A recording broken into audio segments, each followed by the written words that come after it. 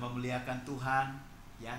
Mari pada saat ini kita ciptakan suasana hening, suasana teduh, dan biarlah sebentar lagi pastor akan memulai dengan pengajaran atau perkenalannya, dan kita mau bukan mengawali tapi membuka acara kita pada malam hari dengan suatu lagu yang lebih tenang.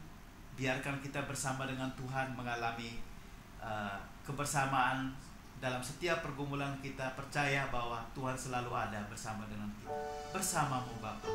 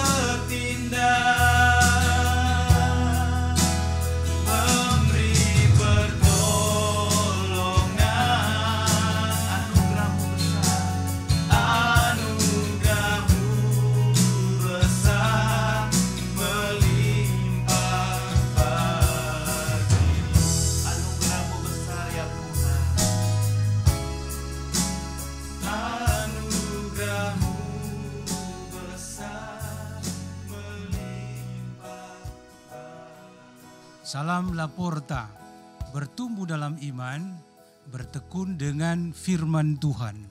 Saya Pastor Peter Tukan yang membawakan acara kita ini, Laporta.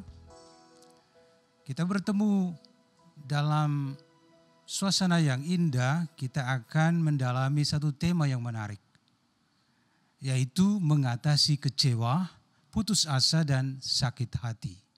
Tema yang istimewa, menyentuh hati kita semua, menyentuh juga saya. Tapi sebelumnya kita doa dulu untuk membuka acara kita. Saya mengingat ada pesan-pesan dari beberapa teman yang berulang tahun hari ini. Mereka minta didoakan. Antara lain rekan saya, Bruder Alex SDB, berulang tahun tanggal 2 Juli. Halo Bruder Alex di rumah, semoga Anda baik dan sehat. Lalu seorang anak SMP namanya Anastasia, dia merayakan ulang tahun juga hari ini. Lalu saudari Veronica juga berulang tahun. Selamat berbahagia bagi Anda semua. Kita berdoa. Dalam nama Bapa dan Putra dan Roh Kudus. Amin. Ya Tuhan yang Maha Kuasa, kami menyadari kami orang lemah, kami tidak luput dari kesalahan, kami punya kekurangan-kekurangan. Tetapi kami juga punya harapan bahwa Engkau yang mengatur hidup kami, yang menjadi terang bila jalan kami gelap, yang menjadi penghiburan bila hati kami sedang sakit, yang menjadi jawaban bila kami bertanya-tanya akan persoalan-persoalan hidup kami.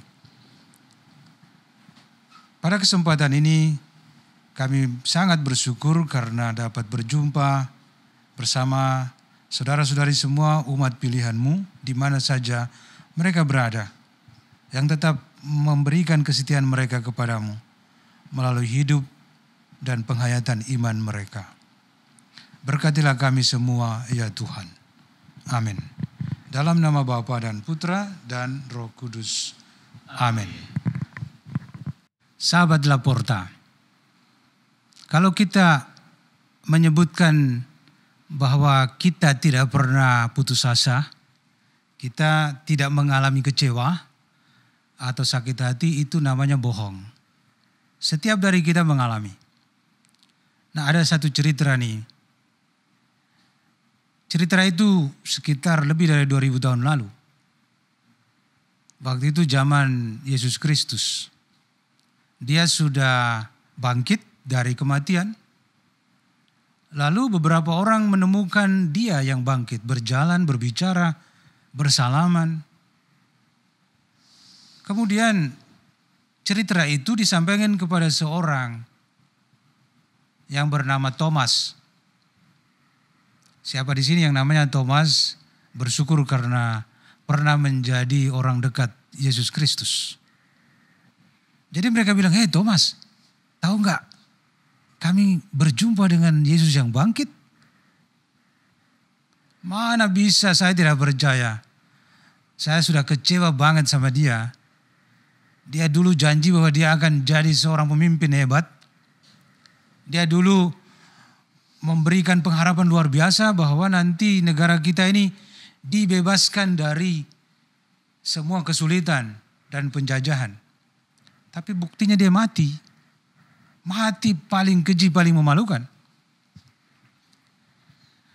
Saya perlu bukti yang luar biasa, bukan sekedar cerita-cerita bohong ini. Ternyata hari Minggu berikut, Yesus yang bangkit itu datang sendiri, langsung menuju ke orangnya. You yang tidak percaya, sekarang kamu butuh bukti yang sesungguhnya, sekarang saksikan sendiri, sentuh tubuhku. Thomas ini adalah contoh orang yang cepat kecewa, cepat putus asa, sakit hati karena janji yang tidak terpenuhi. Kita mengalami putus asa banyak kali karena kita menemui tidak sesuai kenyataan. Harapan, janji, atau cita-cita tidak terwujud. Jadi kekecewaan itu muncul, putus asa itu muncul ya karena kita marah. Intinya karena marah. Marah adalah sebuah dosa utama yang menghasilkan dosa-dosa lain. Seperti kecewa, gelisah, putus asa, jengkel. Nah, sekarang ada pertanyaan. Bagaimana caranya untuk mengatasi putus asa, kecewa, sakit hati? Ada banyak cara. Ada seorang anak remaja, ketika ditanya, bagaimana caranya kamu mengatasi kecewamu ketika kamu dibully sama teman-teman?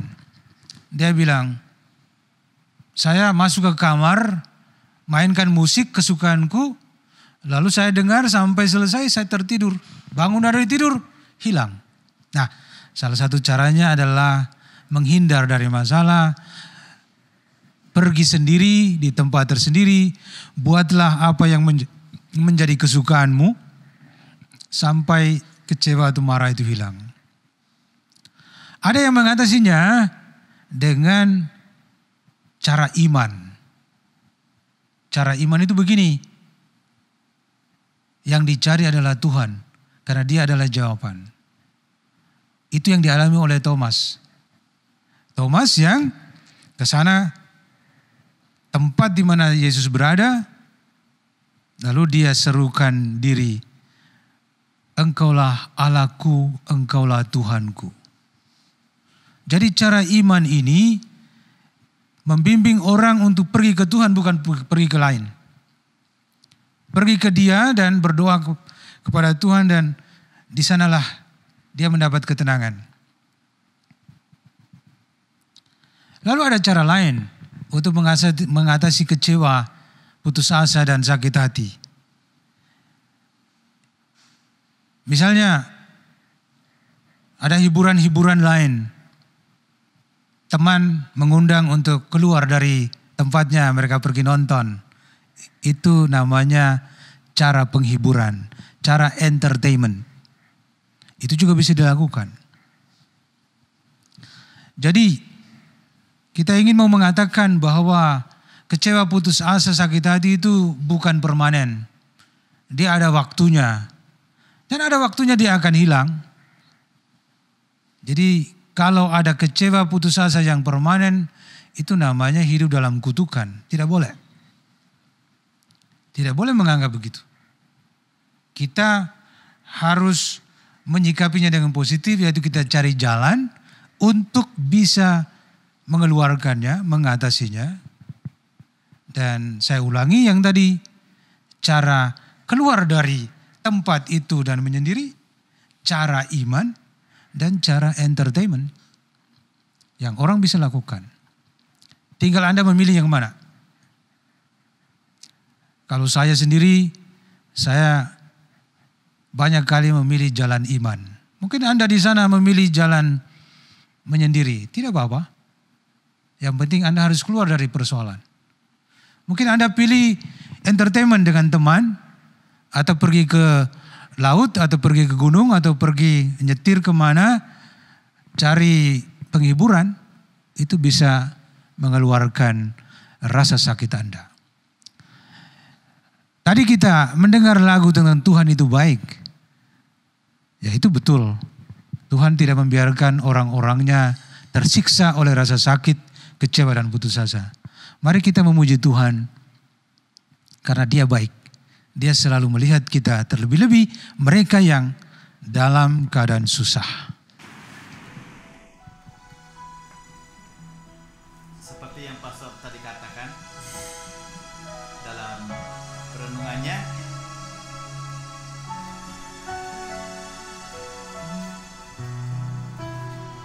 kita juga kadang-kadang merasa galau ya, merasa seperti tidak ada harapan lagi dalam hidup ini. Tidak ada penghiburan lagi.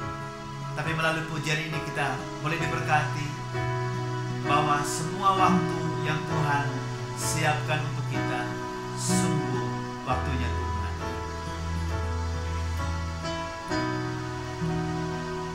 Bila Kau izinkan sesuatu terjadi,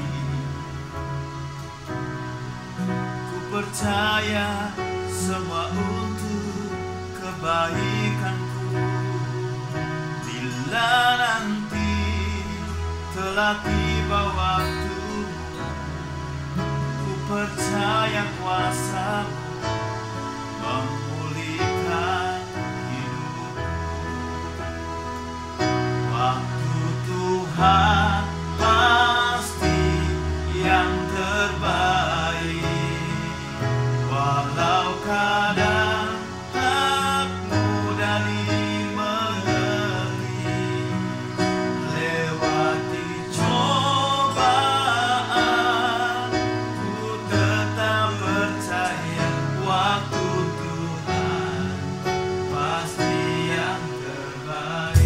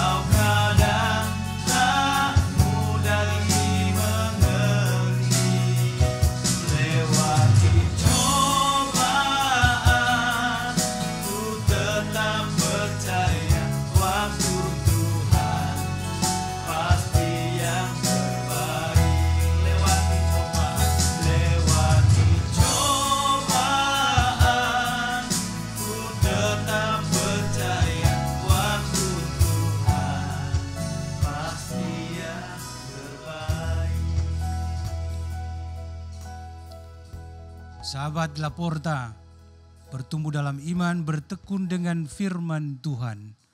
Tadi saya cerita tentang Rasul Thomas. Dia satu dari 12 rasul. Kalau kita baca dalam Injil Yohanes bab 20 ayat 24 sampai 29 itu cerita bagaimana Thomas menyembuhkan rasa kecewa, putus asa dan sakit hatinya dengan cara iman. Kalau membuka kitab Amsal juga itu penuh nasihat. Itu bab 18 ayat 21 bilang begini, kurang lebih. Saya tidak menghafalnya tapi kurang lebih begini. Jaga mulut. Mulut itu banyak membuat kerusakan di dunia. Kurang lebih begitu. Kalau Anda buka baca sendiri kalimatnya lebih lengkap. Tapi intinya bahwa mulut itu kalau tidak dikontrol, dia bisa bicara sejelek-jelek mungkin, sebohong-bohong mungkin, atau setajam-tajam mungkin. Dan bisa merusak. Bisa menghasilkan sakit hati, putus asa dan kecewa. Mungkin ada banyak cara lain. Tetapi lewat firman dari kitab Amsal kali ini, saya hanya ingin mau mengatakan bahwa mulut adalah salah satu bagian dari diri kita manusia yang sering disalahgunakan. Yang karena tidak bijak, tidak pandai, dan tidak dibimbing oleh Roh Kudus, dia bisa sembarangan dan memberikan banyak kerugian, banyak kesulitan. Saya mau tutup dengan doa, dan saya mengingat ada beberapa orang yang minta didoakan karena sakit dan kesulitan yang mereka hadapi. Salah satu di daerah ujung timur, Pulau Timur, namanya Edmundus. Dia mengirim pesan kepada saya tadi pagi bahwa Romo, kita ini sudah lama tidak terima komuni kudus karena pandemi ini. Romo ingat kami dalam doa karena saya sudah sakit selama 3 bulan. Saudara Edmundus, Anda mendengar ini dan merasa dikuatkan, kami semua mendoakan. Lalu ada satu teman yang minta juga didoakan karena kesulitan yang dihadapi dengan keluarganya. Saya tidak sebutkan namanya, pasti dia tahu. Untuk kesempatan kita doakan. Mari kita doa dan setelah itu kita akan memuji Tuhan untuk menutup acara Laporta kita. Dalam nama Bapa dan Putra dan Roh Kudus. Amin.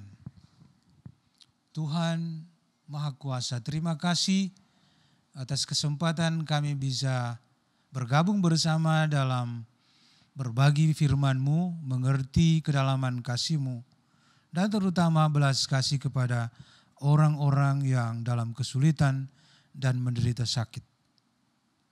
Kami semua juga dalam keadaan kami masing-masing menderita kesulitan dan sakit. Kami mohon penyembuhan dari-Mu, menyentuh hati kami, pikiran dan tubuh kami, dan terutama mengarahkan jiwa kami untuk selamat sampai kepadamu. Amin. Dalam nama Bapa dan Putra dan Roh Kudus. Amin. Kita memuliakan Tuhan yang kita cintai dengan sebuah senandung ini.